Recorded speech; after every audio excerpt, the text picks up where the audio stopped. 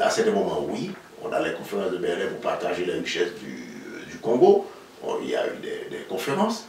Mais des fois, c'est le jeu d'intérêt, même si ça ne sert pas pour définir les lignes de leur action, mais leur idéologie religieuse ou économique définissent les lignes de leur action. Et celui qui est écrasé à jamais. Et c'est pour cela qu'ils disent que cette partie de la Bible, qu'on appelle l'Ancien Testament, c'était pour Israël, c'était pour les Hébreux, c'est fini. Voilà. Alors, ils préfèrent proclamer l'abolition de cela pour pouvoir exploiter l'homme.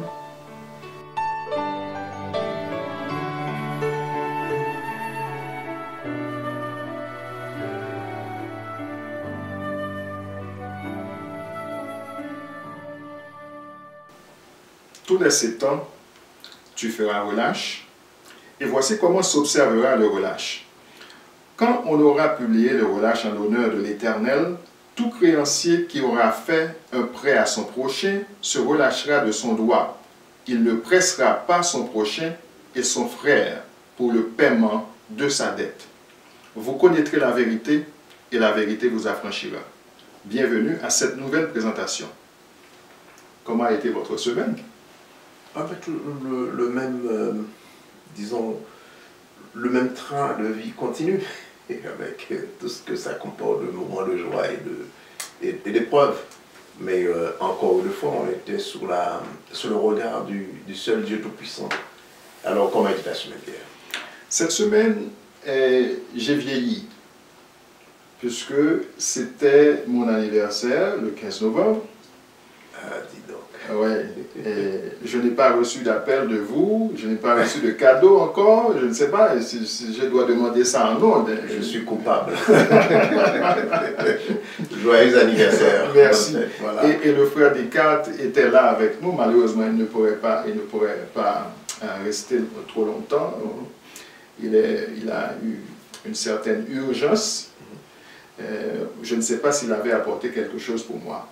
Mais ben, on va reprogrammer. On va reprogrammer ça. Ça, ouais. c'est sûr.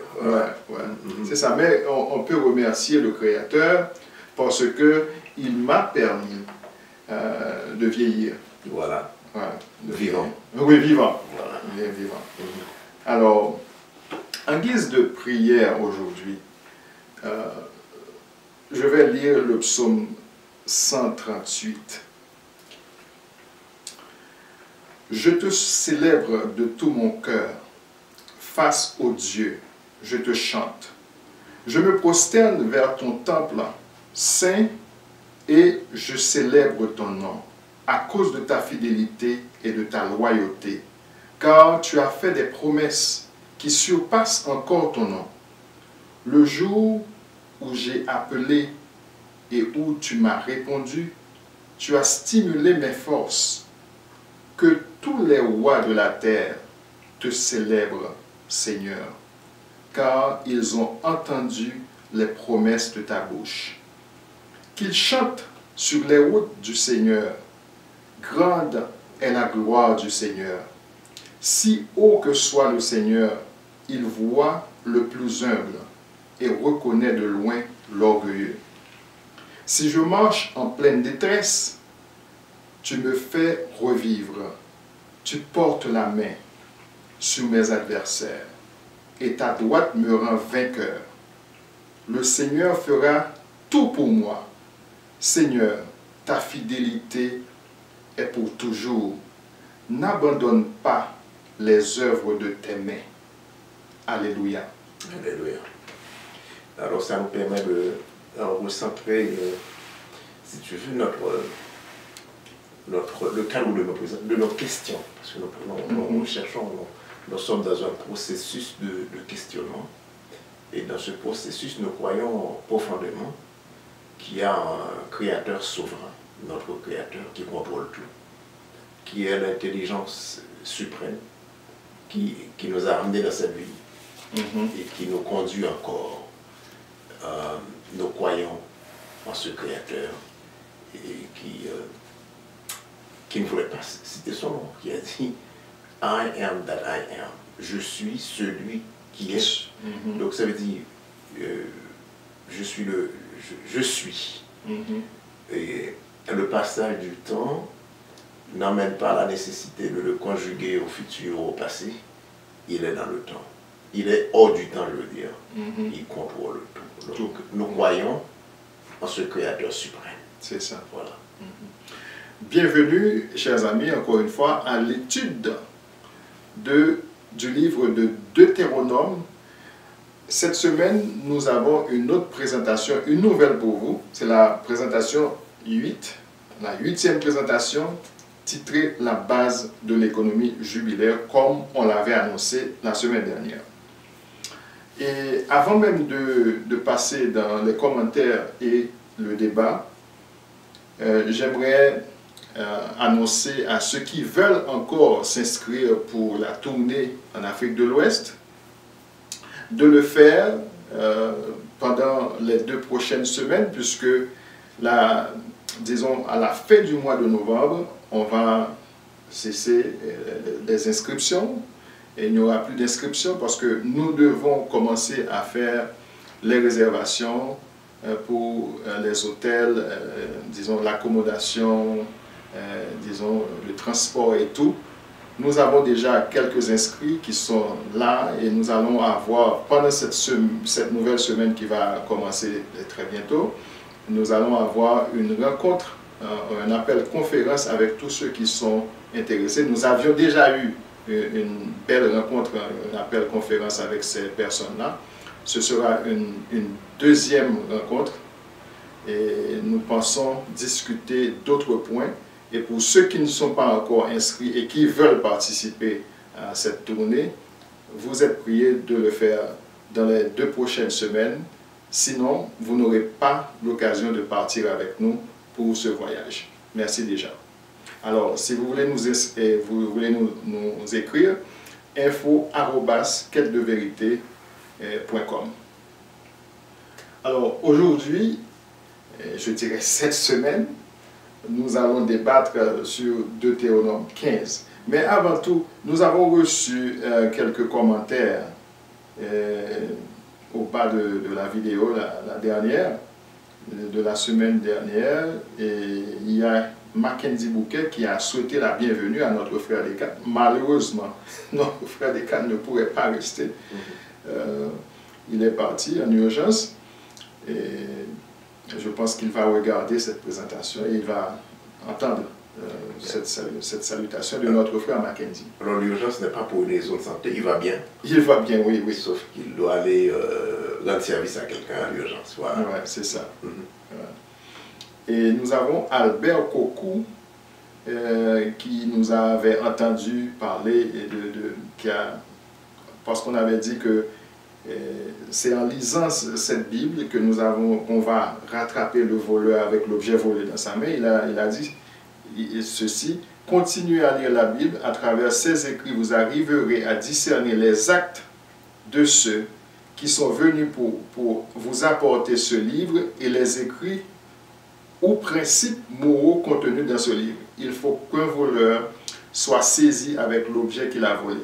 Extrait de la prophétie du grand prophète Simon Kibangu, samedi 10 septembre 1921, à Mbanza, Nsandra, Congo central.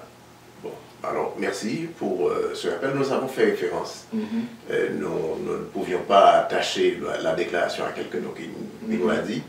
Alors merci. Merci pour... Merci. Et puis, il y a quelqu'un qui nous a dit que si nous avons un certain, disons, quelconque lien avec Dan Dassin de Oshana Yeshua Ministries, je suis un peu curieuse parce que vous avez le même slogan, la vérité affranchie. Merci. C'est de Colette Amazon. Bon, Dan Dassin, c'est quelqu'un avec qui j'ai contact moi-même. Il vit en Australie. Il a son ministère Oshana Yeshua Ministries. Okay. Oui, je suis en contact avec Je n'ai jamais regardé, malheureusement. Malheureusement. Je crois que je vous avais envoyé une de ses vidéos sur la dîme. Il a eu une vidéo sur la dîme. En français. Oh non, je n'ai pas encore regardé, je ne sais pas. Oui, c'est... Oui, c'est quelqu'un qui est dans cette quête aussi, dans la même quête que nous. Ok. Ouais. Et il est en Australie. Ok. Je n'ai pas encore regardé. Peut-être que la question me permet d'aller regarder, mais je ne sais pas ce qu'il dit, ce qu'il pense, comment il voit les choses, quelles questions il soulève. Ouais. Je ne sais pas. Dan Bassin, ouais. On veut le saluer aussi parce que des fois je lui envoie nos présentations. Ah ben je me fais le devoir de regarder la plupart de ses présentations. Voilà, c'est ça. Et nous saluons tous ceux-là qui nous regardent chaque semaine et nous vous souhaitons encore une fois bienvenue à cette nouvelle présentation, la base de l'économie jubilaire. Qu'est-ce que l'économie? En termes simples, l'économie pourrait être définie comme la façon dont la société procède à la location de ces ressources-là. Ce que ça veut dire, c'est que il n'y a plus de besoin dans la société que de ressources pour les satisfaire. Donc il faut trouver un moyen de distribution de ces ressources pour que les besoins de base au moins soient satisfaits. Mais à l'origine, l'économie vient de la famille, c'est la façon dont la famille est gérée. De la façon dont la famille, sur le plan micro, si vous voulez, la façon dont les ressources spécifiques de la famille sont gérées. Alors, on peut prendre l'exemple correctement, étant donné cette origine, que, regardez dans notre foyer, on a plein de besoins, on a plein de contraintes, mais on n'a pas de ressources pour satisfaire nos besoins et nos désirs. Donc il faut trouver une balance, il faut trouver une façon de gérer ces ressources-là pour que au moins les besoins de base soient satisfaits. Alors c'est ça l'économie à l'origine, la façon de gérer les affaires familiales, le revenu familial. Okay. Donc quelqu'un qui est assez béni pour avoir une personne à la maison qui gère la maison, traditionnellement, dans le temps d'Israël, comme dans le temps où nous sommes plus jeunes, dans la plupart des sociétés aujourd'hui, les hommes s'attellent se préoccupent de générer le revenu de la famille, et il y a l'épouse qui gère la famille, les enfants et les ressources, et ça apporte une balance, un genre de relation peut-être entre le père de la société moderne, ce qu'on appelle entre guillemets moderne ou post-moderne. Donc il y a quelqu'un qui est responsable de ça. Par exemple, moi j'ai grandi, j'ai été éduqué par mes grands-parents. Mon grand-père fait toujours l'éloge de ma grand-mère qui dit si je peux accumuler autant, c'est à cause d'elle, à cause de sa femme, qui a géré tout, qui s'occupe de la gestion, de la vente, du revenu, et qui fait que bon, mais il a accumulé pour son temps, pour son environnement, un mode de vie très enviable. Mais c'est parce qu'il y avait cette balance-là. Et ça, c'est la base de l'économie. Voilà. On dit, parce que vous avez mentionné que votre grand-père faisait l'éloge de votre grand-mère, parce qu'elle savait comment gérer la maison, les ressources qu'apportait votre grand-père. C'est ça. Alors, il y a un dicton qui dit,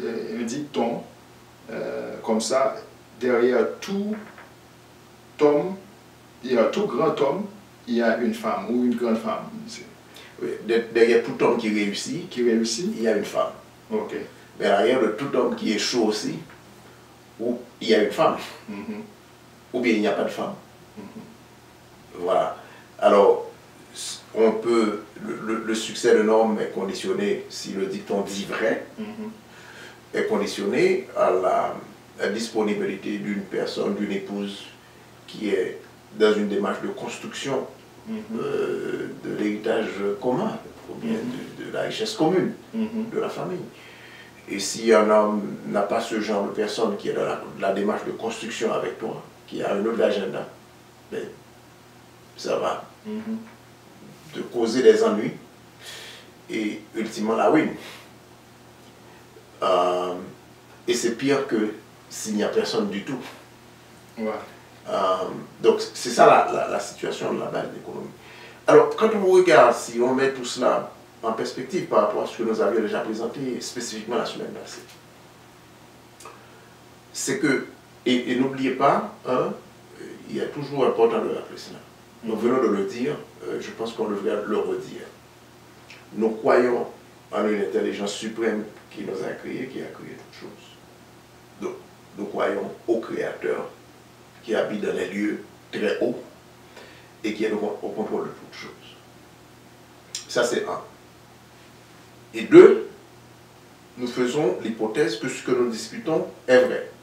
Même si nous savons qu'il y a beaucoup d'autres liens, beaucoup d'autres difficultés, mais nous disons, admettons que c'est vrai. Regardons ce qu'il y a là. Et posons des questions. C'est ce que nous faisons. Nous ne disons pas que nous avons la vérité. Si tel était le cas, nous ne serions pas autour de cette table. Peut-être que nous serions amenés ailleurs. Et nous répondons à cet appel du Créateur suprême qui dit « Cherchez ma face ». Nous cherchons sa face et nous questionnons ce qu'on dit pour voir si c'est correct. Bon. Ce que nous avons vu la semaine passée, c'est que ce Créateur suprême, dans la mesure où ce qui est dit là est correct, par l'intermédiaire de Moïse, dont nous avons déjà présenté le profil, il est en train de nous dire que nous avons la responsabilité individuelle de générer et de distribuer les ressources rares de la société. C'est le principe clair de l'économie. Nous travaillons, nous respectons, nous observons les lois du Très-Haut et nous bénis, et notre travail génère des profits. Il y a des résultats. Les résultats de notre travail sont distribués, parce que il y a un prélèvement, et le prélèvement n'est pas effectué par un corps de responsables qu'on appelle l'État, où on va avoir des ministres, des députés, des présidents qui vont s'enrichir aux dépens de celui qui travaille. Et nous avons nous-mêmes la responsabilité de prélever 10% de notre travail et d'aller consommer avec ceux qui n'en ont pas. Alors, dans la catégorie de ceux qui n'en ont pas, il y a les Lévites que le Très-Haut avait mis à part pour un travail particulier. Tout ça, on est dans un peuple particulier, on parle d'un groupe ethnique particulier. Alors, on va consommer avec eux, on va distribuer avec eux. À la 3e année, au lieu d'aller dans un endroit désigné, je vois sur la présentation sur YouTube, il y a un frère qui dit « Nous avons encore ces lieux désignés par le Très-Haut, je voudrais qu'ils nous en disent plus. » Par exemple. Alors, on va faire la distribution. Donc, il y a la production de la richesse et il y a sa distribution avec ceux qui n'en ont pas. Et la responsabilité de la distribution n'était pas confiée aux Lévites, figurez-vous, qui avaient la charge de l'administration. Donc, les structures étatiques qui existent aujourd'hui, qui prétendent être instaurées selon la Bible des chrétiens par Dieu, ont un problème de logique. Parce que dans Romains, on dit que toute autorité est instaurée par Dieu. Pas toute autorité. La base économique que nous sommes en train de regarder sur l'économie jubilaire, qu'il faudra définir. Le jubilé, c'est quoi? C'est qu'il y a des périodes de relâche pour la terre. Parce qu'on va voir, il y a 3 moments qu'on va regarder aujourd'hui. On va regarder la dîme comme élément de base de l'économie, de cette économie jubilaire, instaurée par le Tout-Puissant. Il y a la dette. Et aussi, il y a le principe, la question de l'esclavage ou bien de la servitude. Alors, nous regardons la dîme en premier. C'est de prélever un pourcentage, et ce pourcentage, je vais manger. Le verbe est là, nous ne l'avions pas mis là. C'est-à-dire, il y a une cérémonie de sacrifice, d'offrir des offrandes, de faire des sacrifices au Très-Haut, et ces sacrifices sont suivis par ce repas, ce partage entre ma famille et les familles de ceux qui n'en ont pas. Et tout le monde fait la même chose, comme ça. Et figurez-vous, il y a des périodes, il y a des récoltes régulièrement. Donc, ceux qui n'en ont pas il y a toujours des pauvres parmi nous, trouvent de quoi satisfaire leurs besoins de base. Ça, c'est le premier principe. À moins que tu vas intervenir. Donc, on a parlé de la dîme, c'est exclusivement, c'est par nature, on a dit que c'est cérémoniel, et il y a un package d'autres offrandes qui accompagnent la dîme. On ne peut pas prendre la dîme et dire, bon, les autres sont abolis, la dîme n'est pas abolie. Il faut me montrer pourquoi les autres peuvent être abolis et la dîme n'est pas abolie. Alors, la semaine dernière, on a parlé en détail, plus ou moins, de la dîme, et nous espérons que ceux qui nous regardent maintenant, parce que ce n'est pas ce n'était pas la première présentation qu'on avait faite sur la dîme. Voilà. Il y avait une autre présentation antérieure au début, disons, de l'année qu'on avait faite sur cette question. Et je crois que ceux qui nous regardent aujourd'hui peuvent bien comprendre que la dîme, ça concerne un peuple, les Hébreux. Ou bien ceux qui s'attachent à ce peuple pour servir le Créateur Tout-Puissant, observent ces principes aussi. Alors, si vous attachez au Créateur, en venant adorer avec ce peuple, vous êtes assujettis à ce même principe. Les païens qui se joignent, je répète, qui viennent se joindre à ce peuple pour adorer le Créateur, doivent observer ces lois comme établies ici. Alors, maintenant, nous allons parler de cette base de l'économie jubilaire, et la dîme en fait partie aussi, puisque c'est un package. Comme on avait dit, on dit souvent, quand on parle de loi, on parle de package, de groupe de lois. Et on a vu que ces lois-là étaient destinées à ce peuple et ceux qui s'attachent à ce peuple. Comment se fait-il aujourd'hui? On va toujours reposer cette question pour essayer de permettre aux gens, nos auditeurs, nos internautes, de comprendre comment se fait-il aujourd'hui. Nous sommes dans un monde où il n'y a pas ce principe qui est encore appliqué, et on nous dit que surtout ceux qui se disent serviteurs du Dieu créateur, ils ne suivent pas ces principes jubilaires. Pourquoi aujourd'hui on est dans toutes ces difficultés économiques, sociales, etc. Est-ce que c'est parce que ces principes ne sont pas suivis? Alors, si nous appliquons les principes que nous avons déjà présentés au chapitre précédent de ce même livre, le Deutéronome, Moïse a conditionné la prospérité du peuple à l'observation de la loi du Très-Haut. Mais ce qu'on a constaté, les hommes dans la société qu'on appelle moderne ou bien postmoderne, trouvent que ces lois sont trop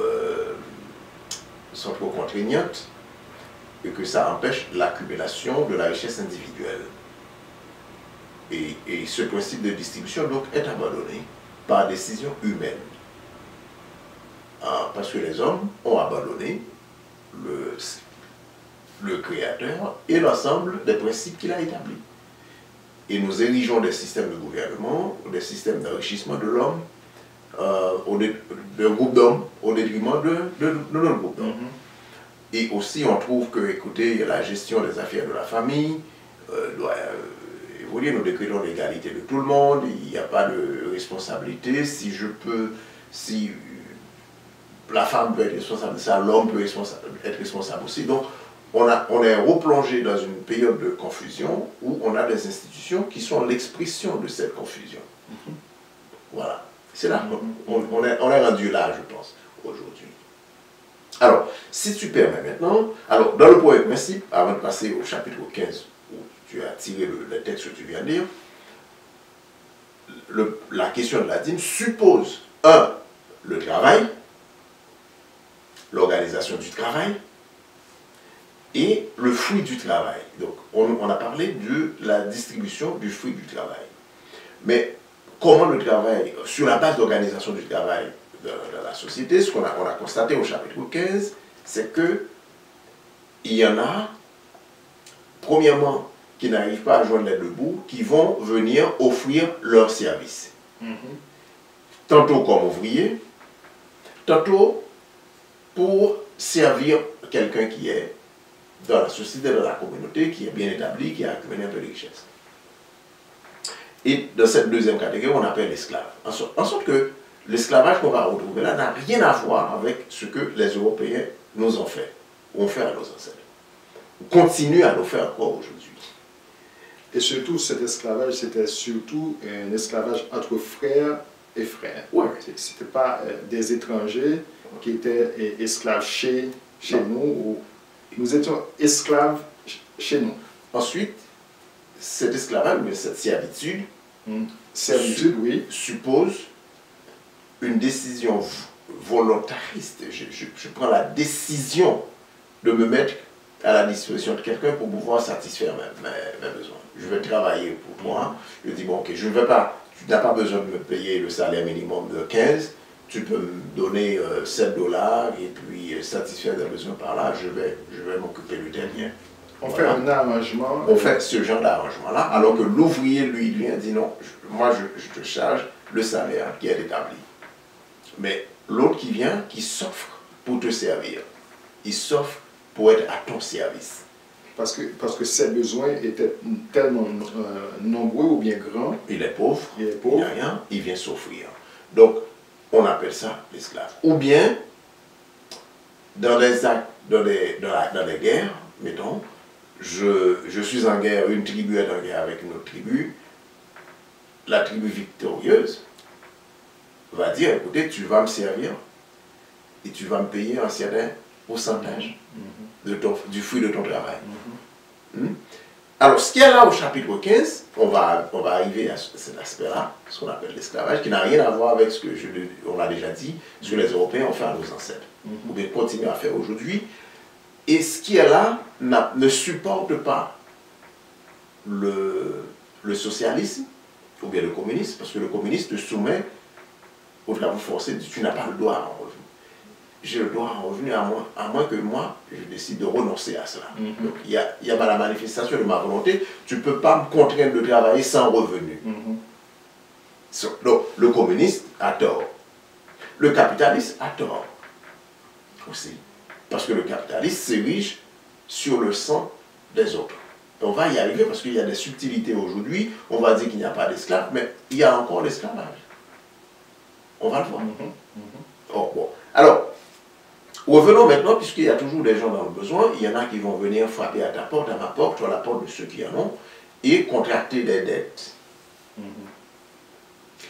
Et à la 7e année, N'oubliez pas, parce qu'il y a quelque chose que vous avez dit, quelqu'un qui s'offre en servitude n'est pas un esclave. Hein? Mais est-ce qu'aujourd'hui, nous qui avons laissé nos pays pour venir en Amérique, en Europe ou autre, est-ce que c'est pas s'offrir en servitude d'une façon ou d'une autre? On vient offrir ses services. Oui.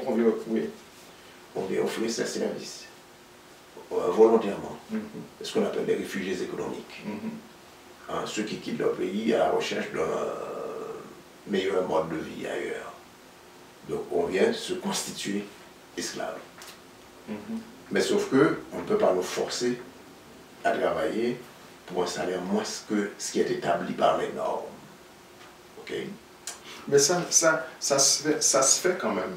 Ça se fait quand même. Même s'il y a ce qu'on appelle en dessous de la table. Il y a des gens qui viennent et qui travaillent. C'est ça. Partout en Europe, on retrouve les Européens de l'Est qui vont venir en Europe de l'Ouest. J'ai étudié avec 2 amis qui venaient de France, qui parlaient, bon écoutez, quand on a besoin de quelqu'un pour faire du travail domestique à la maison, on va chercher la portugaise. Tantôt on va dire on va chercher l'ivoirien. Ce sont des gens qui sont des réfugiés économiques à la recherche d'un meilleur mode de vie ailleurs. Il faut les traiter avec compassion, avec respect. Alors, ces gens-là vont retrouver, ils vont venir chez moi, ils vont être dans la société, et c'est pour cela, le premier principe de l'économie jubilaire, c'est que quand je travaille, j'accumule ces gens-là doivent être en première ligne. En deuxième ligne, je devrais dire, ou bien le deuxième grand groupe, le premier grand groupe, c'était les Lévites qui n'avaient pas le droit à la propriété, par décision divine. Deuxième groupe, c'était justement les étrangers, les veuves, les orphelins. Alors, ces gens-là qui vont venir dans la situation, ou bien mes propres frères qui n'arrivent pas non plus à travailler et à avoir du fruit du travail, ils vont contracter des dettes vis-à-vis de ceux qui en ont. Alors, ceux qui en ont vont accepter, vont signer des contrats de dette. Tu signes un papier disant que tu me dois un montant d'argent. Et à la fin de, à la 7e année, je dois renoncer à ce droit. Alors, peut-être qu'on devait faire une petite lecture. Oui, c'est ça. Au bout de 7 ans, tu feras la remise des dettes et voici ce qu'est cette remise. Tout homme qui a fait un prêt à son prochain fera remise de ses droits. Il n'exercera pas de contrainte contre son prochain ou son frère, puisqu'on a proclamé la remise pour le Seigneur. C'est au nom de Dieu que tu dois faire ça. Tu ne me dois plus rien. Je fais une distinction dans ma Bible commentée de l'Université en 12. Je ne sais pas pourquoi il n'arrive pas à le voir clair. C'est très, très clair. Et ensuite, puisque tu as posé la question, on va regarder le 3e verset. L'étranger, tu pourras le contraindre. Mais ce que tu possèdes chez ton frère, tu lui en feras remise. Arrêtons un peu ici pour voir, mettons ça dans le contexte actuel. Là, on dit que l'Église est la maison de Dieu. Ceux qui vont à l'Église représentent le peuple de Dieu actuellement. Si vraiment vous croyez que la Bible est la parole de Dieu, pourquoi vous n'appliquez pas ça? Je peux élargir ta question. Pour ceux qui ont lu Marx, Max Weber, je dirais dire, l'éthique protestante et le capitalisme, et l'esprit du capitalisme, cette société qui accumule beaucoup de richesses aujourd'hui le font prétendument sur la base de l'appartenance à la chrétienté, n'est-ce pas? C'est leur éthique chrétienne qui est à la base de tout cela. Alors tous ceux qui viennent, qui sont les chrétiens, deviennent automatiquement membres de la communauté, pas seulement une petite communauté locale qu'on appellerait l'Église, mais là, ceux qui viennent de sa société, qui sont de confession chrétienne, ne sont-ils pas des frères? Ceux qui s'attachent au peuple pour adorer Dieu, ne sont-ils pas des frères? Quand ils viennent maintenant, est-ce que je ne devrais pas appliquer les mêmes principes à eux aussi? Le capitalisme, quel est le plus grand temple du capitalisme? Ou bien quelle est l'expression ultime du capitalisme dans le monde? C'est la société américaine, par exemple. Comment cette société a pu accumuler tant de richesses et en même temps produire tant de pauvres, tant d'exploités? Il y a quelques années, j'ai regardé un documentaire de Michael Moore où il disait, si les États-Unis devaient payer pour la main-d'œuvre qui lui a valu ce niveau de richesse, jamais il n'arriverait à cet état de production-là. Et cette richesse a été accumulée sur le dos de l'esclave. N'est-ce pas? C'est l'exploitation de l'homme qui leur a permis d'accumuler ce niveau de richesse. Et en plus, quand l'esclavage a été aboli, qu'est-ce qu'ils ont fait? Ils ont dit, bon, ok, vous voulez être libre, vous avez combattu notre système, vous voulez être libre, ok. Ils ont fait une certaine distribution limitée de biens. Et ensuite, ils ont utilisé le système bancaire, qu'on aurait pu appeler en anglais le Rothschild Banking System. Le système bancaire basé sur ces principes établis par la famille Rothschild. je ne vais pas qualifier pour le moment, peut-être ça ferait partie d'une autre étude. Et ensuite, ils ont dit, bon, écoutez, là maintenant, vous êtes libre, vous n'avez pas le droit au dédommagement, contrairement, et ça me permet de sauter un petit peu plus au bas du chapitre. Si parmi les frères hébreux, un homme ou une femme s'est vendu à toi, et s'il t'a servi comme esclave pendant 6 années, à la 7e année, tu le laisseras partir libre de chez toi. Et quand tu le laisseras partir libre de chez toi, tu ne le laisseras pas partir les mains vides. Tu le couvriras de cadeaux avec le produit de ton petit bétail, de ton aire et de la bénédiction du Seigneur, excuse-moi, de ton aire et de ton pressoir. Ce que tu lui donneras te vient de la bénédiction du Seigneur ton Dieu. Au lieu de faire cela, ce que la société américaine a fait, et j'ai un ami qui est un professeur de théologie, qui est originaire de la Jamaïque, et qui était insulté de voir que ce soit en Haïti, à la Jamaïque, là où il y avait l'esclavage, ou aux États-Unis, qu'est-ce que le maître d'esclave a fait? Il n'appliquait pas la loi jubilaire, pour commencer, mais quand vous vous êtes révolté, parce que il ne s'agit pas le même esclavage, hein, là tu offres ton service. Tu dis, bon, mais je ne réclame pas de salaire fixe, bon, tu me compenseras, tu me donneras un service, je viens de servir, ça me permettra de répondre à mes besoins de base. Mais à la 7e année, il faut laisser partir cette personne. Et avec des cadeaux. Et avec plein de cadeaux. Le premier esclave de ce genre qu'on avait, esclave, je veux dire, l'un des exemples parfaits, je devrais dire, hein, de ce genre de choses, c'est Jacob lui-même. C'est l'histoire, on dirait. Jacob est allé offrir ses services volontairement. Pas comme le communisme le faisait, on te force à le faire, ou bien comme le capitalisme l'a fait, on t'a forcé à le faire. Ensuite, on te tue, on te malmène. Mais tu l'as fait volontairement. Et au moment de la relâche à la 7e année, il faut compenser cette personne librement, pleinement, je devrais dire. Alors, compenser Jacob. Jacob est parti avec une bonne partie. Mais ce que... Avec une femme aussi, avec 2 femmes. 2 femmes, 2 sœurs et 2 servants. Maintenant, ce que les Européens ont fait, les maîtres d'esclaves, ils ont attendu, au lieu d'appliquer la loi jubilaire, ils ont attendu que tu t'es révolté. En Haïti, on connaît ça très très bien. Le premier pays à dire, bon, je vais vivre dans ce système. Ensuite, ce qu'ils ont fait à la fin, ils ont compensé le maître d'esclave. Et l'esclave, tu n'as pas droit à la compensation. Et dans le cas d'Haïti en particulier, la France a exigé le paiement d'une indemnité. Au lieu de te compenser, au lieu de faire ce qu'il y a là, ils ont exigé que toi, tu leur... Il faut acheter ta liberté. Il faut que tu les compenses pour te reconnaître le droit d'être libre.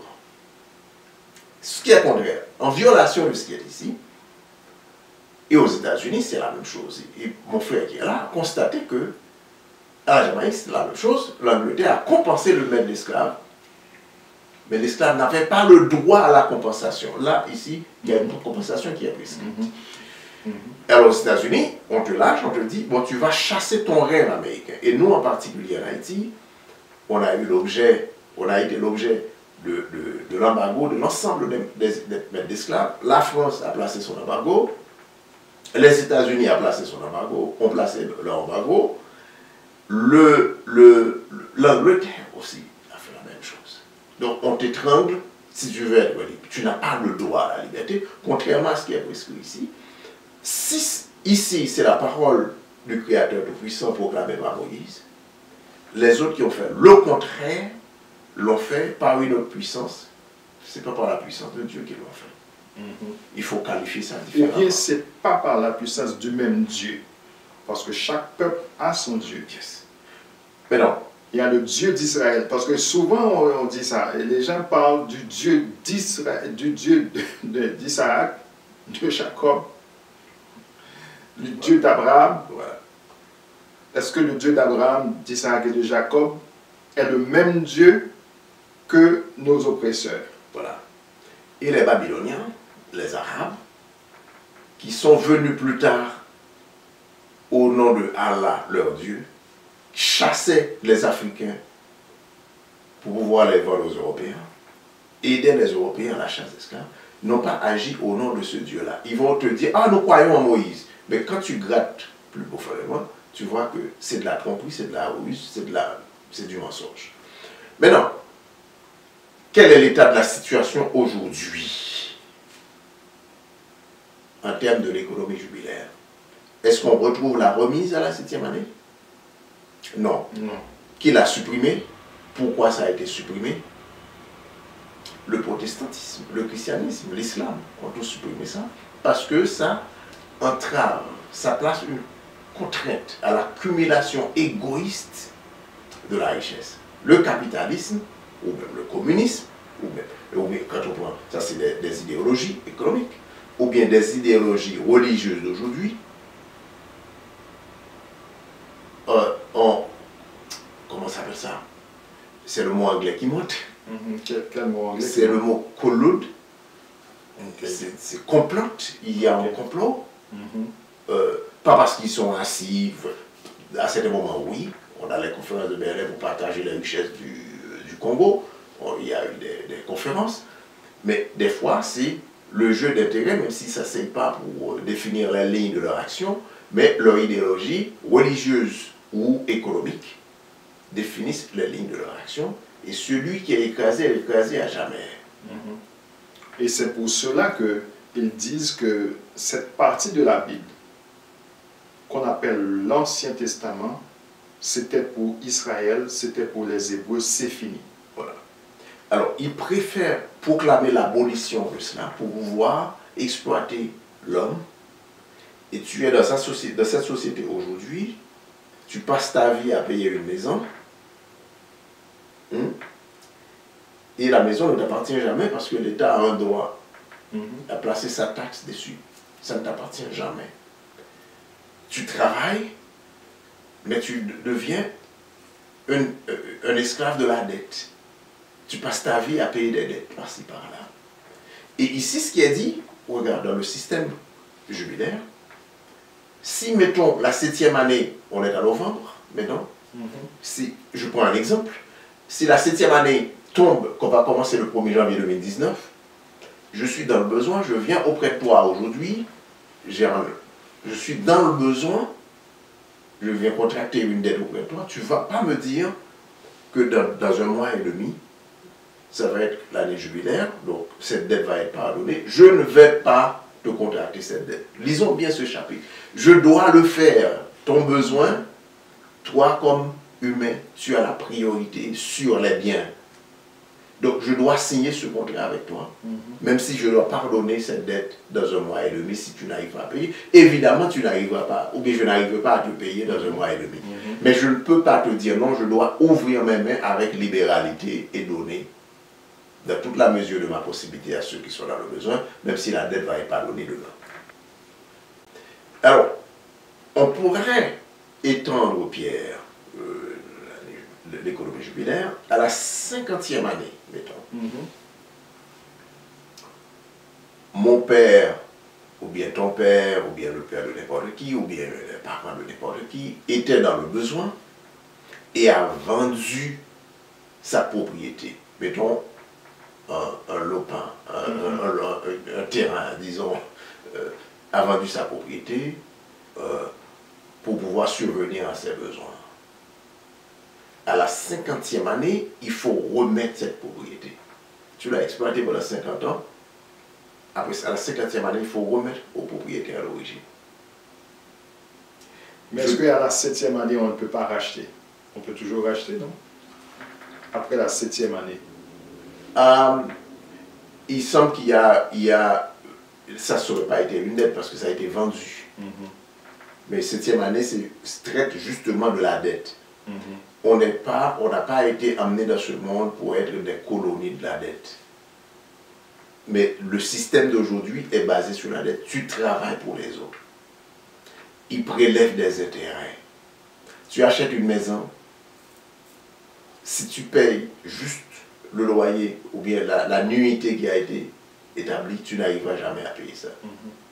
Alors, est-ce que pour bien charpenter cette histoire, pour bien établir sa domination, la société capitaliste a, disons, effacé le peuple choisi, a créé sa propre Bible et aussi a promis le ciel à tous pour qu'ils ne se révoltent pas, parce que si la Bible dit c'est le Créateur, lui qui avait parlé, si on peut croire, si on dit que c'est la vérité ce qui est ici, si le Créateur avait dit voici comment ça doit se faire, quand vous vous réclamez de mon peuple, vous devez faire ceci ou cela, c'est la question, c'est presque la même question.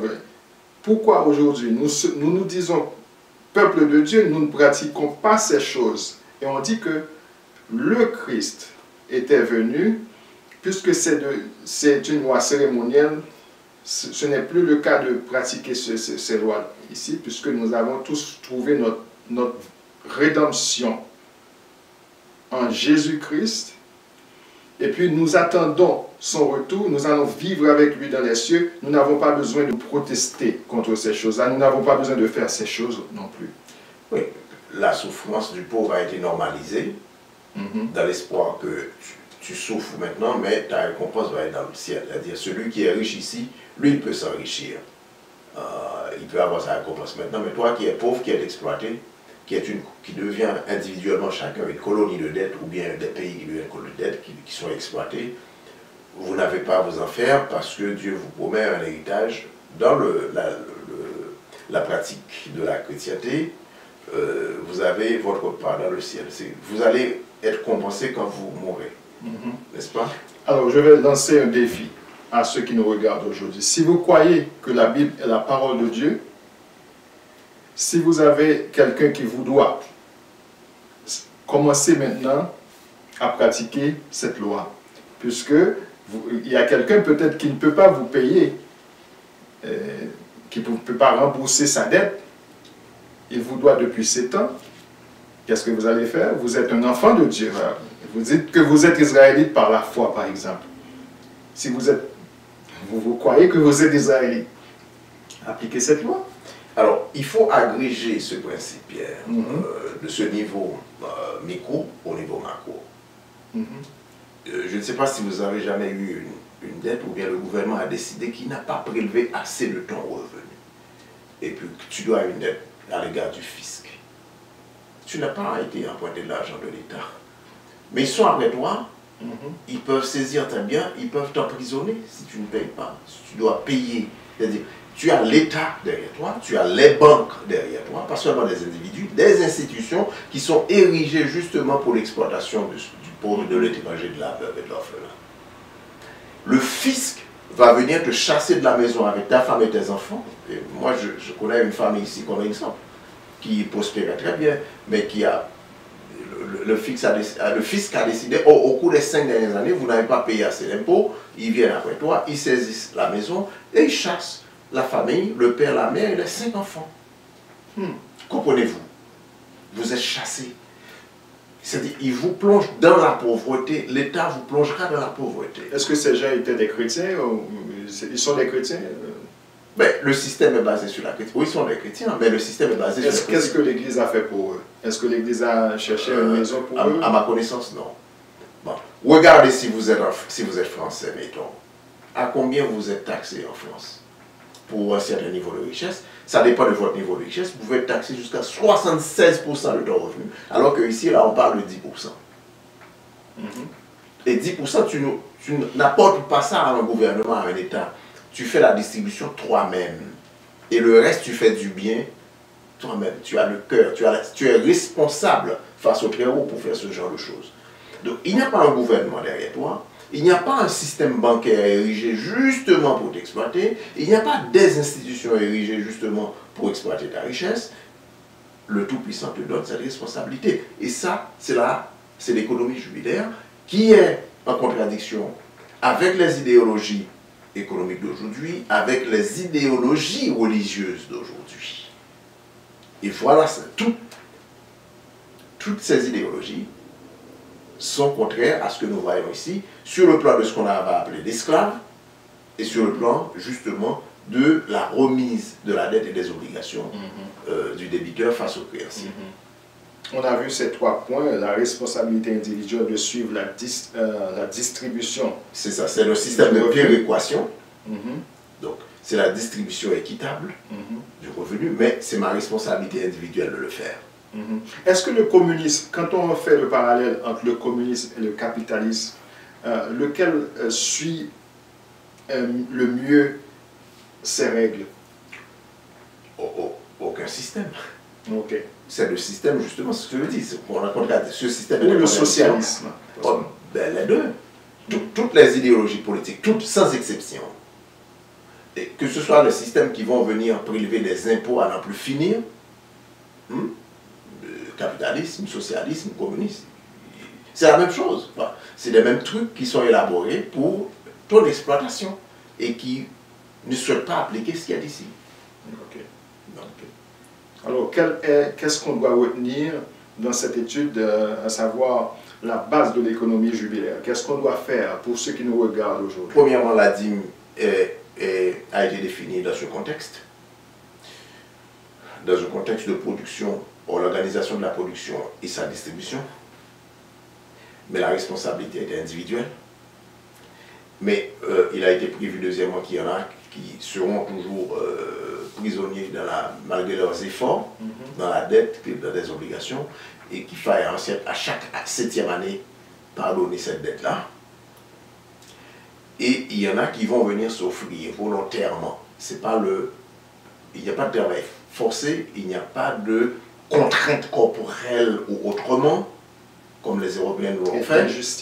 Il y a des justices, mais volontairement viennent s'offrir pour travailler pour vous. Il faut traiter cette personne avec justice parce que sa contribution te rapporte beaucoup plus que si tu devais payer des ouvriers au prix fort, des spécialistes au prix fort pour faire ton travail.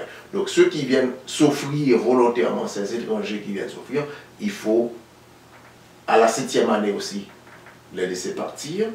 Et s'ils décident après la 7e année, c'est un point qu'on a oublié de faire, s'ils décident de dire non, je vais rester avec toi, même, il faut percer leurs oreilles pour qu'ils restent avec toi, en sorte que cette pratique de percer les oreilles exprime un état de servitude permanente.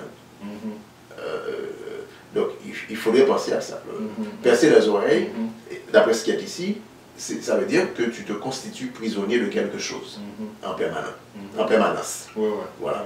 Alors, il y a la production, l'organisation de la production, il y a ceux qui participent à la production, c'est-à-dire les ouvriers d'une part et ensuite les esclaves, qu'on appelle esclaves, mais c'est les gens qui viennent offrir les services volontairement, c'est ça la différence.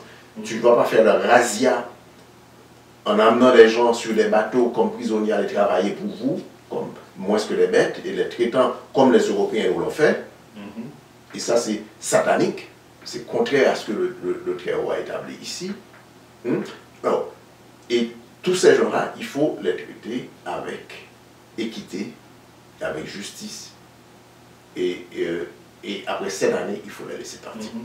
Moi, j'ai vu ça, et par exemple, quand je grandissais avec ma grand-mère, avec son champ, il y avait des gens qui étaient pauvres, ils venaient travailler dans le champ, et après on leur donnait quelque chose à manger. Il y a des gens qui viennent pour travailler seulement pour trouver à manger.